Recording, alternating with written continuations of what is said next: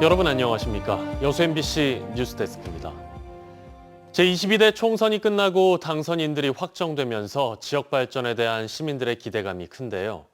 새로운 국회가 문을 열기까지 40여일이 남았지만 시급하게 챙겨야 할 현안이 많습니다. 문형철 기자입니다. 총선을 앞두고 기자회견을 열어 의대 유치를 다짐했던 민주당 후보들. 개혁신당의 천하람 당선인도 선거 이후 첫 지역 일정으로 순천대를 찾아 의대 유치에 전력을 다하겠다고 밝혔습니다. 산업단지가 밀집해 있는 지역 특성과 의료 수요를 고려할 때 순천에 반드시 의대가 필요하다고 주장한 천 당선인은 지역 정치권과 지자체, 기관 단체들의 단합을 강조했습니다. 전남도가 너무 지나친 영향력을 행사하려고 하거나 또 결정 과정에서 정치 논리를 앞세우려고 하지 않는지 눈을 똑바로 뜨고 감시해야 되고. 여순 사건 진상조사가 끝나는 시점은 오는 10월 5일. 채 6개월도 남지 않았지만 심도 있는 조사와 희생자 결정은 속도를 내지 못하고 있습니다. 편파적인 보고서 작성 기획단을 재구성하고 조사 기간 연장, 조사 인력 증원도 하루빨리 이끌어내야 합니다. 이 문제를 시급하게 다루지 않으면 여순 사건이 역사적으로 왜곡될 겁니다. 정당을 설득해서라도 반드시 6개월 이내에 이 여순특별법 개정에 앞장서야. 2년여 앞으로 다가온 여수세계 선박람회는 예산 확보가 관건입니다. 정기명 여수시장이 연초부터 중앙부처를 찾아 기반시설 구축 등에 필요한 사업비를 요청했지만 결과를 장담할 수 없는 상황. 지자체의 자체 세입까지 감소해 국비 확보를 위한 정치권의 역할은 더 중요해졌습니다. 지역 경제를 뒷받침하고 있는 석유화학 산업과 관련해서는 경쟁력을 높일 수 있는 지원책을 시급하게 마련해야 합니다. 시민단체는 이와 함께 반복되고 있는 산단 안전사고를 막기 위한 근본적인 대책을 요구하고 있습니다. 사건 사고들이 계속 또 발생하고 있다고 생각하기 때문에 이제 안전사고 대비를 어떻게 할 것인가, 요것들을 이제 국회 차원에서 좀 논의를 해주셨으면. 총선은 끝났지만 선거 과정에서 불거진 지역 정치권의 갈등을 봉합하는 것도 당선인들이 해결해야 할 과제로 남아 있습니다. MBC 뉴스 문형철입니다. 조국혁신당 조국 대표를 비롯한 12명의 비례대표 국회의원 당선인들이 오는 23일 광주를 방문합니다. 조국 대표 등은 창당 한 달 만에 원내 3당 등극의 발판이 된 호남의 이른바 지민비조 교차 투표에 감사를 전할 것으로 알려졌습니다. 한편 전국 비례정당 득표율 24.3%를 기록한 조국혁신당은 광주와 전남에서 각각 47.72%, 43.97%를 얻어 전국에서 가장 높은 지지를 얻었습니다. 작년 이맘때와 달리 올해는 비 소식이 잦습니다. 덕분에 지난해 겪었던 최악의 가뭄을 올해는 피할 수 있을 것으로 전망되는데요. 하지만 이상기후로 가뭄이 자주 반복되고 있어 대비책을 마련해야 한다는 목소리가 꾸준히 나오고 있습니다. 김단비 기자입니다. 지난해 댐 건설 당시 수몰된 다리가 보일 만큼 바짝 메말랐던 주화모. 기상 관측이 시작된 이후 281일이라는 가장 긴 기상 가뭄을 기록할 정도로 상황은 심각했습니다. 지난해 극심한 가뭄으로 바닥을 드러냈던 주화모 상류입니다. 지금은 언제 그랬냐는 듯 물이 가득 차 있습니다. 현재 주암댐과 섬진강댐 저수율은 77%와 81%를 기록하고 있습니다. 1년 전에는 20%대에 불과했습니다. 특히 주암댐의 경우 하루 100만 톤 이상을 수돗물과 공업용수로 공급하고도 수위 조절을 위해 일부를 방류하고 있습니다. 4월부터는 댐 최대 발전 방류 등을 통해서 댐 수위를 조절하고 있고요. 그리고 홍수기 전까지 홍수기 제한 수위 이하로 댐 수위를 유지해서 전남 지역 농업용 저수지 저수율도 평년 수준을 15% 이상 웃돌고 있습니다. 행정안전부는 오는 6월까지 가뭄 걱정이 없을 거란 전망을 내놨습니다. 최근 6개월 동안 전남 누적 강수량은 413.5mm로 평년 대비 136.5%를 보였습니다. 또 5월과 6월 강수량도 평년과 비슷할 것으로 내다봤습니다. 농민들은 안도하면서도 불안을 떨칠 수 없습니다. 이상기후 현상이 갈수록 심해지면서 또다시 가뭄이 반복될 수 있다는 우려 때문입니다. 장기적인 물관리 대책도 요구합니다. 관정을 많이 파요. 그리고 관정을 파다 보니까 기존에 있는 관정들이 물이 안 나오는 관정들이 많아요. 그러다 보니까 무슨 대책이 우리 농민으로서는 뭐 해결할 방법이 없죠. 최근 농림축산식품부는 기후변화 영향으로 2050년대 국내 가뭄 고위험 지역이 지금보다 50% 이상 증가할 것이라는 전망을 내놓기도 했습니다. MBC 뉴스 김단비입니다. 고수익을 미끼로 투자금을 가로채는 주식 리딩방 범죄가 잇따르고 있습니다. 유명인을 사칭한 광고와 가짜 증권사 어플까지 만드는 치밀함으로 피해자들을 현혹하고 있는데요. 피해자들 대부분이 온라인 범죄에 취약한 고령이어서 각별한 관심이 필요합니다. 최황지 기자입니다. 70대 김모 씨는 올해 초 유명 개그맨의 고수익 보장 광고를 유튜브에서 보고 연락처를 남겼습니다. 이후 국내 유명 증권사의 자산관리사라고 접근한 일당은 김 씨에게 가짜 증권 어플을 설치하도록 했고 종목 매수를 위해 거액의 돈을 계좌로 입금하도록 유도했습니다. 사칭범에게 속아 김 씨가 이들에게 송금한 금액은 모두 4천여만 원. 4천여만 원을 송금한 2달 뒤 김 씨 증권 어플에는 수익이 늘었다며 4억 3천만 원이 찍혀 있었지만 모두 가짜였습니다. 한순간에 김 씨는 모아놨던 퇴직금과 목돈을 모두 잃게 됐습니다. 딸도 어렵고 살고 그래서 딸한테 조금이라도 좀 도움이 됐으면 해서 그랬는데 오히려 그냥 전 재산을 날려버렸습니다. 김 씨는 가짜 어플만 믿고 수익이 크게 늘어난 줄만 알았고 자신의 지인에게도 사칭범들을 소개했습니다. 그러나 지인도 3천만 원을 송금해 돈을 날렸습니다. 사칭범들의 사기는 여기서 그치지 않았습니다. 김 씨에게 단기간 큰 수익을 냈으니 수수료로 7천만 원을 내라고 요구한 뒤 주지 않으면 원금을 잃을 수 있다고 협박까지 했습니다. 김 씨는 카드사 대출로 500만 원을 마련해 송금했지만 결국 원금을 회수하지 못했습니다. 진짜 주식시장에 가서 사가지고 다 올렸을 때 확 빠지는 거에 그런 걸로만 생각했죠. 작전 세력이라고 그걸 보고 있는데 주식 작전 세력.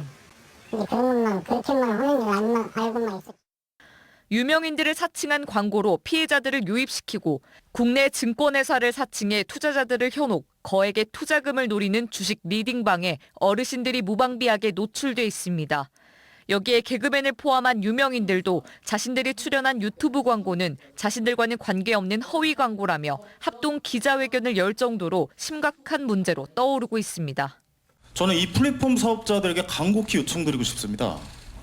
제발 좀 전담팀을 만들어서 더 이상의 피해가 발생되지 않았으면 좋겠다라는 말씀을. 대부분의 사칭범이 국외 서버를 사용해 붙잡기 쉽지 않은 만큼 각별한 주의가 필요합니다. 원금을 확실하게 보장을 해주겠다라든지 단기간 내에 고수익을 확실히 보장해주겠다 이런 내용은 사실 투자에 있어서는 거의 일어날 수가 없는 일이잖아요. 주식 리딩방의 피해자 대부분은 온라인 금융에 취약한 고령층인 만큼 피해 확산 방지를 위해 관계 당국의 예방책 마련과 주변 지인들의 관심이 절실합니다. MBC 뉴스 최황지입니다.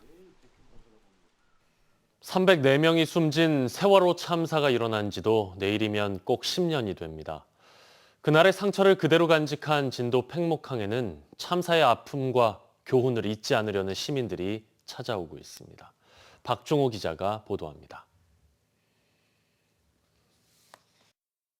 2014년 4월 16일, 그날을 기억하는 진도 앞바다. 잊지 않겠습니다. 구해주지 못해 미안하다는 내용이 담긴 노란 리본과 기억의 벽은 10년째 그 자리를 지키고 있습니다. 구조된 생존자와 희생자들이 가족을 처음으로 만났던 팽목항에는 세월호 참사를 기억하고 추모하기 위한 발걸음이 이어졌습니다. 지역민들은 물론 전국에서 찾아온 추모객들이 그날의 기억을 되새겼습니다. 이것은 국가의 통솔력이 올바르게 진행이 됐더라가면 전부 다 살아날 학생들입니다. 너무 가슴 아프고 눈물이 납니다. 10년이 지났지만 해결되지 않은 의문의 답답함과 안타까움은 여전하고 얼굴 한번 본 적 없는 사이지만 슬픔과 고통은 함께 기억하고 있습니다. 그때 당시에 왜 많은 사람이 그렇게 많은 일을 당했었을까? 그때 당시에 왜 밖으로 못 나오고 안에서만 그렇게 많은 참사를 당했었을까? 이게 참 정말 지금도 생각하면 궁금해요. 희생자 가족들이 여전히 교대로 머무르고 있는 가족 식당과 희생자들의 영정이 남아있는 작은 기업관. 주변으로는 여객 터미널이 들어서는 등 전과 모습은 많이 달라졌지만 참사의 기억은 잊혀지지 않았습니다. 기독교와 천주교, 불교 등 종교계도 세월호 참사 10주기를 맞아 진도와 목포에서 추모 행사를 잇따라 열고 희생자들의 넋을 위로했습니다.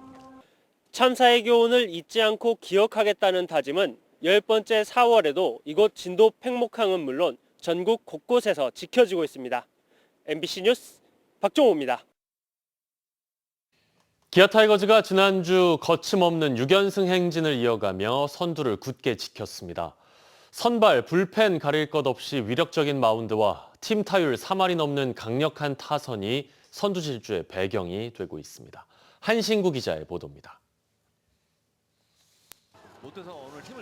경기가 시작되자마자 벼락 같은 홈런을 때려내고 경기 막판 대량 실점 위기에선 불펜진이 뒷문을 단단히 지켜내고 기아 타이거즈가 지난주 LG 하나와의 6경기를 모두 잡아내며 시즌 전적 14승 4패로 선두에서 한 발짝 더 달아나기 시작했습니다. 원동력은 투타의 조화입니다. 팀 타율이 3할 1리로 10개 구단 가운데 1위. 출루율과 장타율 역시 가장 높고 평균 자책점도 2.87로 전체 10개 구단 가운데 유일하게 2점대에 머물고 있습니다. 용병 투수 윌 크로우와 제임스 네일이 이미 3승씩을 올려 다승 공동 선두로 나선 데다가 곽도규와 최지민, 전상현, 그리고 정혜영으로 이어지는 철벽 불펜진이 경기 후반 뒷문을 확실하게 책임지고 있습니다. 특히 정혜영은 8경기 연속 세이브 행진을 이어가면서 최연소 100세이브 기록에 2개만 남겨놨습니다. 개막 초반 부진했던 김도영도 최근 압도적인 타격으로 팀의 선두 질주에 가속도를 붙이고 있습니다. 6연승 과정에서 3개의 홈런과 4할 6푼이 넘는 높은 타율로 중요한 순간 결정적인 타격을 하는 해결사 모습을 확실히 보여주고 있습니다. 특히 상하이 타선이 기복 없이 팀이 필요한 때 터지고 있다는 점도 기아 타이거즈의 선두 질주의 한 배경으로 꼽히고 있습니다. 기아 타이거즈는 이번 주 상위권 도약을 노리는 SSG와 2위 NC를 상대로 선두 굳히기에 나섭니다. MBC 뉴스 홍승우입니다.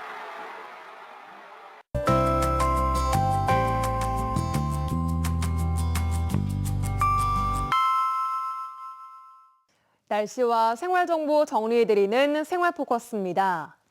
중동 사태로 국제유가가 오름세를 보이는 가운데 정부가 이달 말 종료 예정이었던 유류세 인하 조치를 2개월 연장하기로 했습니다. 이에 따라 유류세가 6월까지 경유와 부탄 LPG에는 37%, 휘발유에는 25%가 인하됩니다. 전남도가 관광객 유치를 위한 이벤트를 진행합니다. 전남과 광주 이외 지역에 주소지를 둔 관광객이 전남 관광 플랫폼 앱을 통해 숙박비를 결제할 경우 최대 4만 원까지 할인받을 수 있습니다. 고흥 스마트팜 혁신밸리에 입주한 청년농들이 1인당 연평균 1억 원의 매출을 올리고 있습니다. 스마트팜의 임대기간은 3년, 임대료는 1인당 56만 원으로 혁신밸리는 청년 창업 보육과 실증단지 등의 시설을 갖추고 있습니다. 광주와 전남 지역에 봄빛을 고는 강한 비가 내렸습니다. 비는 내일 오전까지 이어지겠는데요. 오늘과 내일까지 5에서 30mm의 비가 예보돼 있습니다. 내일 아침 사이 비는 그치겠고 오후부터는 맑은 하늘 드러나겠습니다. 비로 인해 때이른 더위는 한풀 꺾였지만 내일부터 낮 기온은 다시 오름세를 보이겠습니다. 전남 동부 지역 아침 최저 기온은 12도로 출발해 한낮 기온 24도까지 오르며 평년을 조금 웃돌겠는데요. 일교차가 최대 10도 이상 크게 벌어지니까요. 건강관리를 잘 하셔야겠습니다. 자세한 내일 지역별 기온 보시면 여수와 광양 14도, 순천 13도, 고흥 12도로 오늘과 비슷하거나 조금 낮겠습니다. 한낮 기온은 여수가 22도, 순천, 고흥 23도, 광양 24도로 오늘보다 3에서 6도가량 올라 온화하겠습니다. 내일 해상에도 오후부터는 맑아지겠습니다. 바다의 물결은 남해서부 앞바다에서 0.5에서 1.5m, 먼바다에서는 최고 2m로 오늘에 비해 잠잠해지겠습니다. 여수의 내일 만조시각은 오후 3시 13분, 간조시각은 오전 9시 46분입니다. 지금까지 생활포커스 송유라였습니다. 다음 뉴스입니다. 여수시가 전남 시청자 미디어 센터 건립을 위한 건축 설계 용역에 들어갔습니다.